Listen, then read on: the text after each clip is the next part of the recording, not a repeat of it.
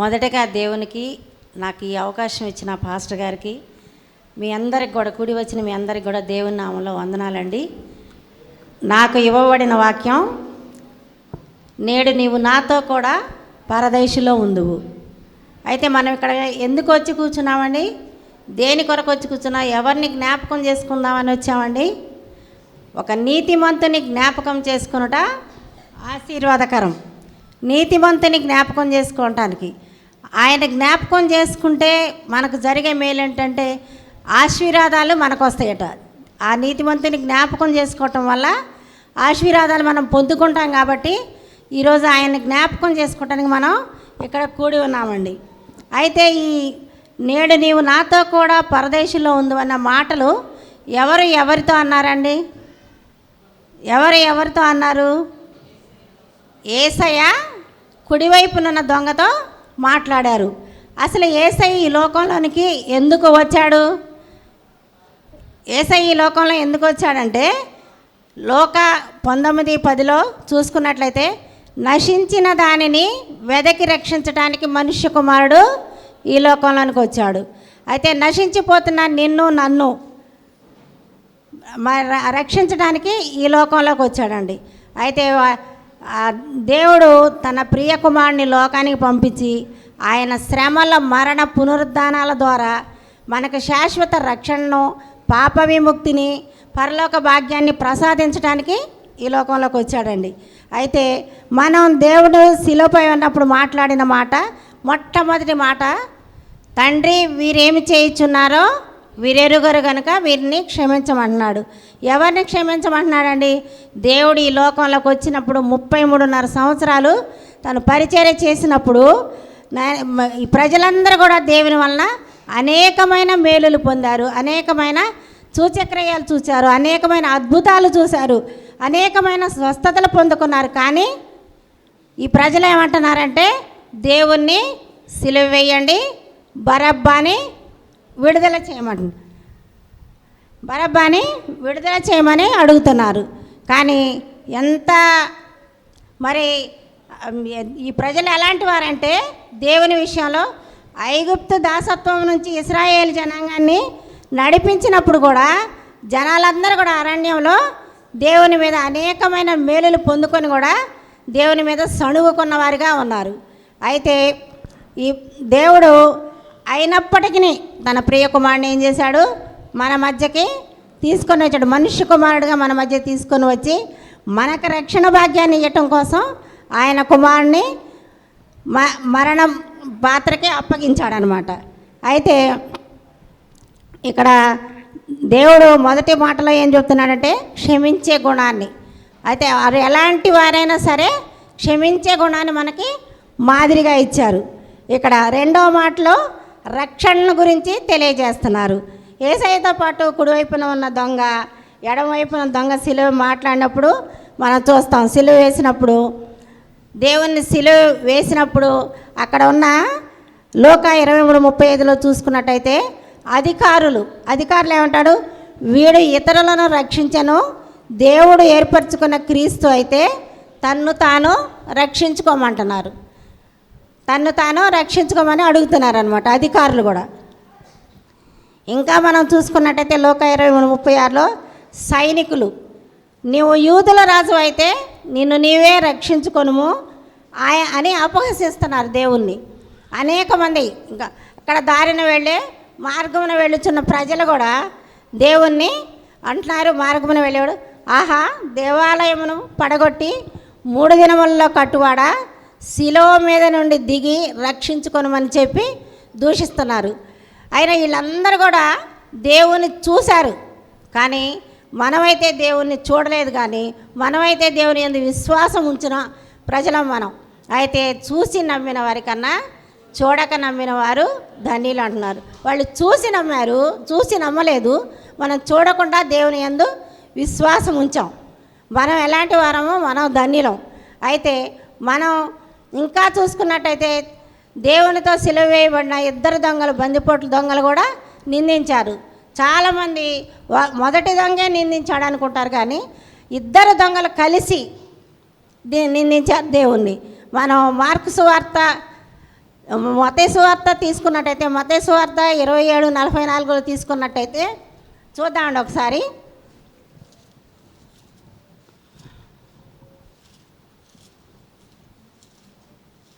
మత్తయి సువార్త 27:32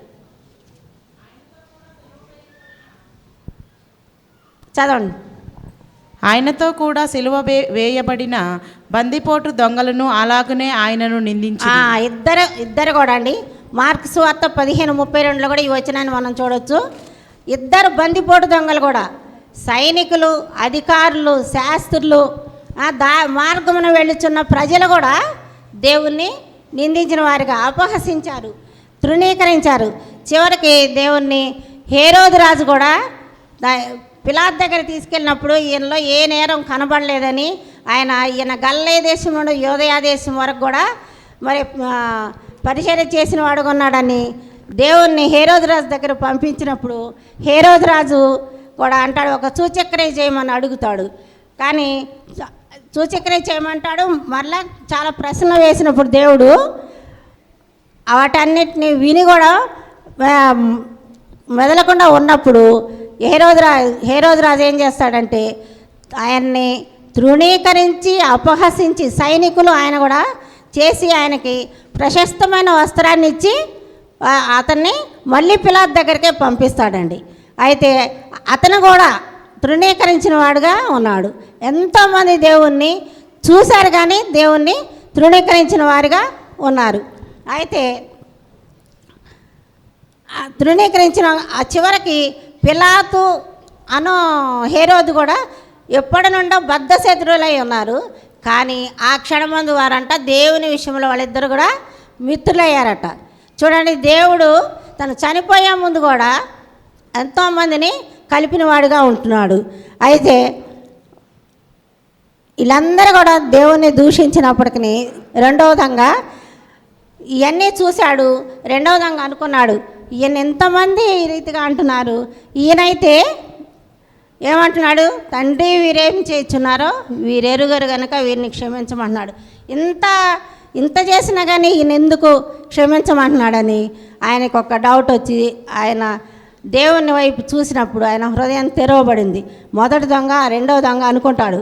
ఏమంటాడు, మొదటి దొంగతో అంటాడు, ఒక్కసారి లోక 23:40 వచ్చిన చూడండి. అయితే రెండవ వాడు వాణ్ణి గద్దించి, నీవు అదే శిక్షా విధిలో ఉన్నావు గనుక దేవునికి భయపడవా?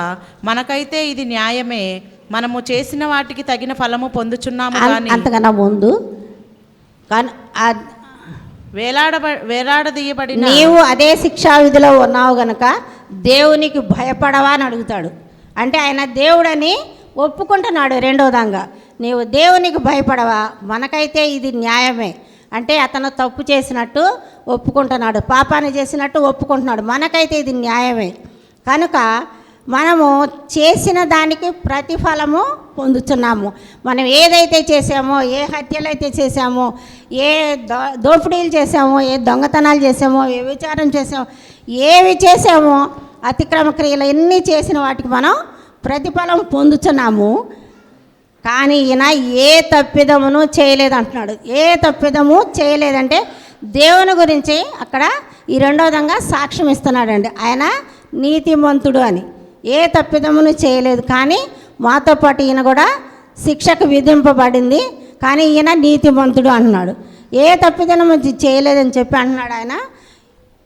ఇక్కడ యేసు నీవు నీ రాజ్యంలోనికి వచ్చినప్పుడు నన్ను జ్ఞాపకం చేసుకుంటున్నాడు.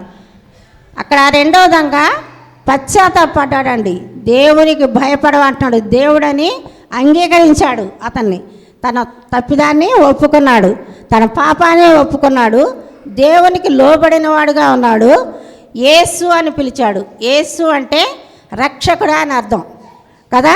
దొంగ ఈయన ద్వారానే రక్షణ ఉండదు, కానీ మరి ఎవరి ద్వారా రక్షణ ఉండదని గ్రహించాడు.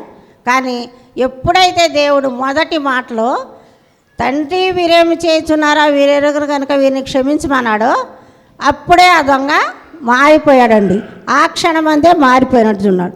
అయితే దేవుని వాక్యం ఏం సెలవిస్తుందంటే సామెతలు 28:11 చూసుకున్నట్టయితే అతిక్రమములు చేయువాడు వర్ధిల్లడు, దాన్ని ఒప్పుకొని విడిచిపెట్టువాడు కనికరం పొందుతాడు.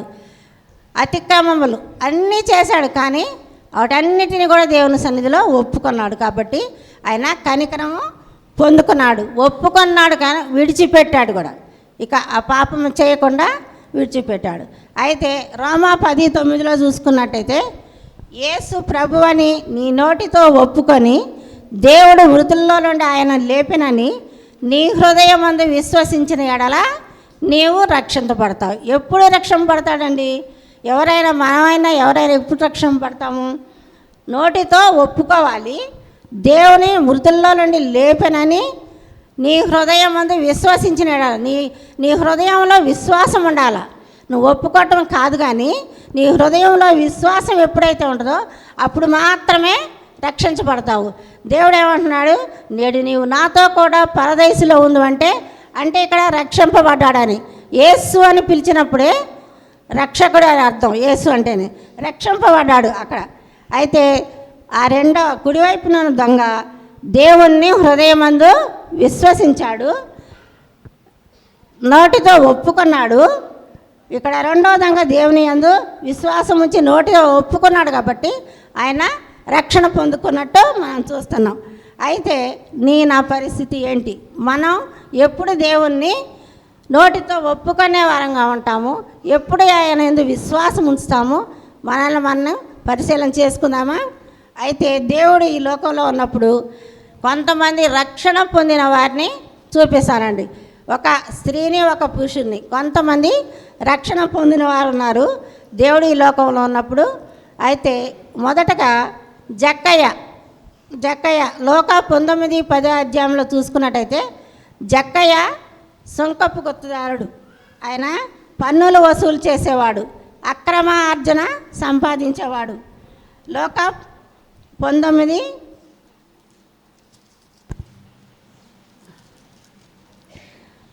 ఆయన సంచరించు యెరికో పట్టణంలో ప్రవేశించి దాని గుండా పోవచుండెను. ఇదిగో సుంకపు గుత్తదారుడును ధనవంతుడునైన జక్కయ్యను పేరు గల ఒకడు యేసు ఎవరో అని చూడగోరను, కానీ పొట్టివాడైనందున జనులు గుంపు కూడి ఉండటం వలన చూడలేకపోయాను. అప్పుడు యేసు ఆ త్రోవను రానయ్యుండెను కనుక అతడు ముందుగా పరిగెత్తి ఆయన చూచుటకు ఒక మేడి చెట్టు ఎక్కెను. యేసు ఆ చోటికి వచ్చినప్పుడు కన్నులెత్తి చూచి, జక్కయ్య త్వరగా దిగుము, నేడు నీ ఇంట ఉండవలసి ఉన్నదని అతనితో చెప్పగా అతడు త్వరగా దిగి సంతోషముతో ఆయన్ను చేర్చుకొను. అందరూ అది చూచి, ఈయన పాపి అయిన మనుషుని యొద్ద బస చేయవెళ్ళనని చాలా సణుక్కొండ్రి. జక్కయ్య నిలవబడి, ఇదిగో ప్రభువా, నా ఆస్తిలో సగము బీదలకు ఇచ్చుచున్నాను. నేను ఎవరి యొద్దనైనా అన్యాయముగా దేన్నైనా తీసుకునేలా అతనికి 4 గంటలు మరలా చెల్లింతునన్నాడు. దేవుడు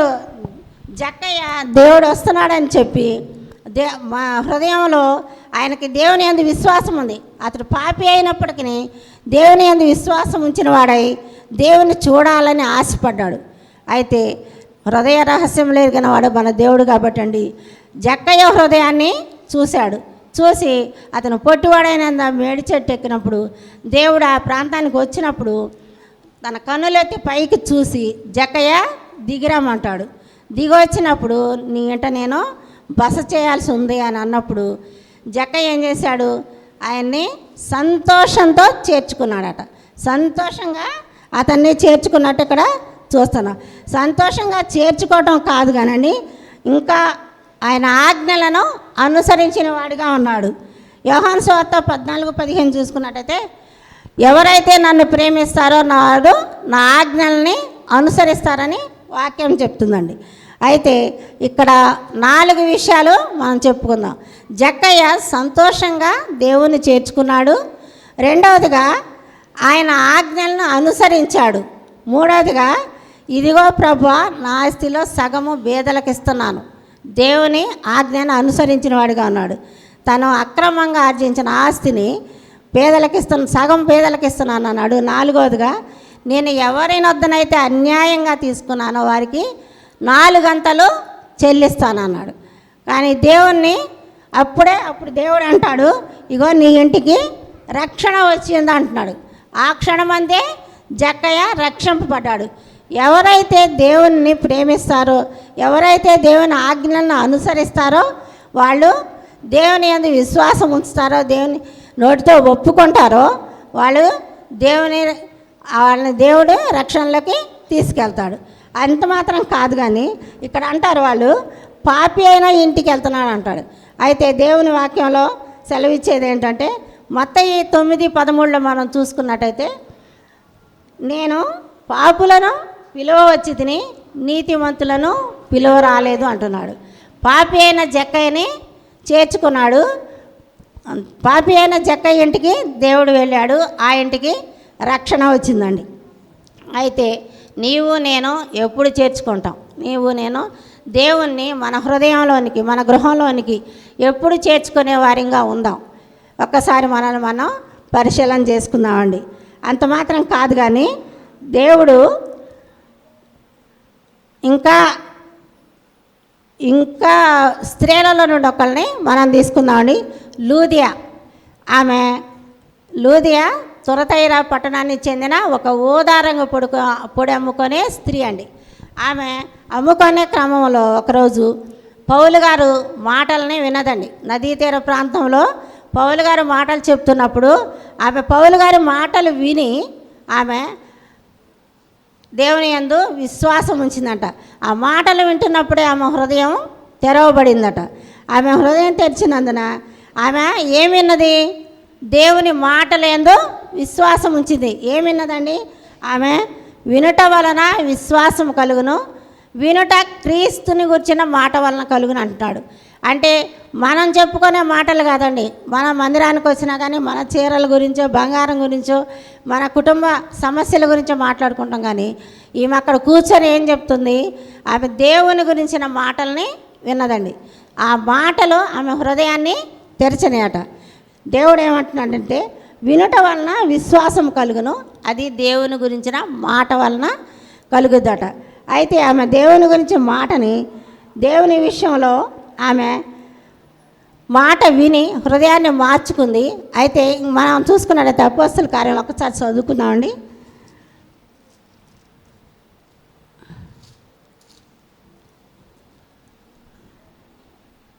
అప్పుడు లూదియాను దైవభక్తి గల స్త్రీ వినుచుండెను. ఆమె ఓదారంగు పొడి అమ్ముకొని తుయతైరా పట్టణస్తురాలు. ప్రభు ఆమె హృదయాన్ని తెరచెను గనుక పౌలు చెప్పిన మాటల యందు లక్ష్యం ఉంచెను. ఆమెయు ఆమె ఇంటి వారిను బాప్తిస్మము పొందినప్పుడు ఆమె, నేను ప్రభువుని విశ్వాసము గలదాన్నని మీరు ఎంచితే నా ఇంటికి వచ్చి ఉండుమని వేడుకొని మమ్మను బలవంతం చేసెను. ఆమె ఏమంటుంది? నీ యందు విశ్వాసం ఉన్నది నమ్మితే నా ఇంటికి రండి అని అన్నప్పుడు దేవుడు ఆ ఇంటికి వెళ్ళినప్పుడు ఆ ఇంటి మొత్తానికి కూడా రక్షణ వచ్చిందండి. ఆ రీతిగా మనం ఎప్పుడైతే మరి హెబ్రీ 11:6 చూసుకుంటే విశ్వాసం లేకుండా దేవునికి ఇష్టలై ఉంట అసాధ్యము. విశ్వాసం అనేది దేవుని యందు ఉంచాలి. విశ్వాసం అన్నప్పుడు మనం దేవునికి ఇష్టలుగా ఉంటామండి. ఇంకా మనం చూసుకున్నట్లయితే ఇప్పటి వరకు మనం ఒకవేళ దేవుని విషయంలో మనం దేవునికి దూరస్తులుగా ఉన్నామేమో, ఇప్పటి వరకు మనం విననొల్లని వారిగా ఉన్నామేమో, ఇప్పటి వరకు మనం దేవుని విషయంలో నిర్లక్ష్యంగా ఉన్నామేమో, ఒకవేళ ఆచార రీతిగా మనం మందిరానికి వస్తున్నామేమో. కానీ ఇప్పుడైనా కూడా మనం ఈ 40 దినాల్లో మీరు ఎవరైనా ఉపవాసం ఉండి దేని కొరకు ప్రార్థన చేశారో నాకైతే తెలియదు, కానీ దేవుని రక్షణ కొరకు ఎవరు ప్రార్థన చేశారో వాళ్ళు తప్పక ఈ 40 దినాల్లో వారు కన్నీరు కార్చి ప్రార్థన చేసినట్లయితే తప్పక దేవుడు ఆ గృహాన్ని దర్శించేవాడిగా ఉంటాడు. అయితే ఇప్పటికైనా ఒకవేళ ఇప్పటి వరకు మన ఇష్టానుసారమైన జీవితం జీవించామేమో, దేవునికి అయిష్టంగా ఉన్నామేమో, ఒకవేళ దేవునికి ఆయాసకరమైన మార్గంలో మనం జీవించి ఉన్నామేమో తెలియదు, కానీ ఇప్పుడైనా ఆయన నీ కొరకు నా కొరకు శ్రమపడి సిలువ వేయబడి తన రక్తాన్ని చిందించి చనిపోయి తిరిగి 3వ దినము తిరిగి సజీవుడిగా లేచిన యేసయ్యను ఒక్కసారి జ్ఞాపకం చేసుకుందామండి. ఒక్కసారి దేవుడు అంటున్నాడు, ఇప్పటి వరకు నిష్ఠారమైన జీవితం ఉందేమో, కానీ ఇప్పుడు అంటాడు, యోవేలు గ్రంథంలో అంటాడు 2:12-13 అంటాడు, ఇప్పుడైనాను మీరు ఉపవాసం ఉండి కన్నీరు విడుచుచు దుఃఖించుచు మనఃపూర్వకముగా నా యొద్దకు రండి అంటున్నాడు. ఇప్పుడైనా సరే, ఇంతవరకు మన జీవితం ఏ రీతిగా ఉందో తెలియదు, కానీ ఇప్పుడైనా సరే మీరు నా యొద్దకు రమ్మని అడుగుచున్నాడు. అయితే ఆయన రమ్మని అడుగుచున్నాడు. అయితే ఆయన దగ్గరకు వస్తే ఏంటి, ఆయన దగ్గరకు వస్తే ఏంటి, ఎందుకు రమ్మంటున్నాడు అంటే యోవేలు గ్రంథము 2:14-16 వచనాల్లో మనం చూసుకున్నట్టయితే దేవుడు ఏమంటున్నాడు, ఒక్కసారి ఆయన దగ్గరకు వచ్చినట్లయితే దేవుడు కరుణావాత్సల్యము గలవాడును శాంతమూర్తియు అత్యంత కృపగలవాడునయ్యుండి తాను చేయనిర్దేశించిన కీడు చేయక పశ్చాత్తాపడును గనుక మీ వస్త్రములను కాక మీ హృదయాలను చింపుకోమంటున్నాడు. ఆయన తట్టు తిరగమంటున్నాడు. హృదయాలను చింపుకోవటం అంటే ఏంటండి? హన్న దేవుని సన్నిధిలో హృదయాన్ని చింపుకుంది, హృదయాన్ని కుమ్మరించింది, ప్రవక్త అయిన సమూయేలుని పొందుకుందండి. ఆ రీతిగా మనం దేవుని సన్నిధిలో ఇప్పటి వరకు మన జీవితం ఏ విధంగా తెలియదు, కానీ ఇప్పుడైతే మన హృదయాలను చింపుకొని ఆయనతోటి తిరిగినట్టయితే ఆయన చేయాలనుకున్న కీడు చేయడండి. అయితే నినివే పట్టణాన్ని దేవుడు నాశనం చేయాలనుకున్నప్పుడు యోనాను పంపించినప్పుడు అక్కడ ప్రజలకి ప్రకటన చేసినప్పుడు ఆ ప్రజలందరూ కూడా ఏం చేశారండి, రాజు కూడా దిగి వచ్చి వారందరూ కూడా 3 దినాలు ఉపవాస దినాలు ప్రకటించి దేవుని సన్నిధిలో ప్రార్థించినప్పుడు దేవుడు నినివే పట్టణాన్ని నాశనం చేయకుండా దాన్ని కాపాడిన వాడుగా ఉన్నాడండి. ఆ రీతిగా మనం కూడా దేవుని సన్నిధిలో దేవుడు రెండో దొంగనే కాదు, కానీ ఎంతోమందిని దేవుని జ్ఞాపకం చేసుకున్నాడండి. సింహభవనంలో ఉన్నప్పుడు దానియేలుని జ్ఞాపకం చేసుకున్నాడు, చెరసాలలో ఉన్నప్పుడు యేసేపును జ్ఞాపకం చేసుకున్నాడు. ఇంకా చూసుకున్నట్టయితే దేవుడు 12 సంవత్సరాలు రక్తస్రావంగానే స్త్రీని జ్ఞాపకం చేసుకున్నాడు. కుమారి నీ విశ్వాసం నేను స్వస్థపరచనని చెప్పాడు. ఇంకా చూసుకున్నట్టయితే సమరయ స్త్రీని జ్ఞాపకం చేసుకున్నాడు. అలాంటి దేవుడు నిన్ను నన్ను జ్ఞాపకం చేసుకోడు అంటారా? ఒక్కసారి మన మనసులను మనం పరిశీలన చేసుకుందామండి. ఒక్కసారి అంత మాత్రం కాదు, కానీ ఇంకా సమయం మించిపోలేదు అంటున్నాడు. దినములు చెడ్డవి గనక సమయమును పోనీయక సద్వినియోగం చేసుకోమంటున్నాడు. ఈ క్షణమే మనం రక్షణ పొందుకుందాం. ఈ క్షణమే మనం దేవునిలోకి నడిపించబడాలని అనుకుందాం. అంత మాత్రం కాదు, కానీ దేవుడు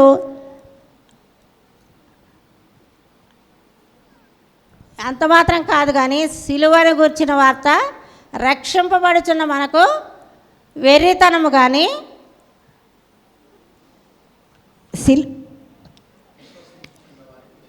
విశ్వసించున్న వారికి దేవుని శక్తి అంటున్నాడు. అయితే మనం ఈరోజు రక్షింపబడే కోవలో ఉందామా, వెర్రివారిగా ఉందామా? అయితే మొదటి దొంగ గుంపులో ఉందామా, రెండవ దొంగ గుంపులో ఉందామా? మనల్ని మనం పరిశీలన చేసుకుందామండి. ఒక్కసారి మనం పరిశీలన చేసుకుని దేవునిలోకి నడిపించబడాలని కోరుకుంటూ నాకు ఇచ్చిన ఈ చిన్న వాక్యాన్ని దేవుడు దీవించును గాక. ఈ అవకాశం ఇచ్చిన పాస్టర్ గారికి దేవుని నామములో వందనాలండి. నేను ఇక్కడ వాక్యం చెప్పటానికి కారణం ఏంటంటే ఎంతకాలం వినేవారిగా ఉందాం, కానీ దేవుని గురించి నా దేవుడు ఏమంటున్నాడు, మీరు సర్వ సృష్టికి వెళ్ళి సువార్తను ప్రకటించమంటున్నాడు. కానీ మనం ధైర్యం చేసి ఒకడు ముందుకేసి దేవుని వాక్యాన్ని చెప్తే దానిలో తప్పులు ఉండొచ్చు, కానీ ఒకసారి తప్పులు ఉంటాయి, 2 సార్లు తప్పులు ఉంటాయి, అనేక సార్లు ఉండవు కదా. మనకి దానివల్ల ఎక్స్పీరియన్స్ కూడా రావాలని నిజంగా నేను దేవుని విషయంలో అడిగినప్పుడు, ప్రభువా నన్ను వాడుకోమని అడిగినప్పుడు నిజంగా నేను కొద్ది రోజుల ముందే నేను ఈ నిర్ణయం తీసుకున్నాను, చెప్దాం. ఒకవేళ చెప్తే తప్పులుంటే దేవుడే క్షమిస్తాడు, కానీ దేవుని వాక్యాన్ని చెప్తున్నా, కానీ నేను బయట వాక్యాన్ని అయితే చెప్పట్లేదు కదా అనుకొని నేను పాస్టర్ గారి పేరు ఇవ్వడం జరిగిందండి.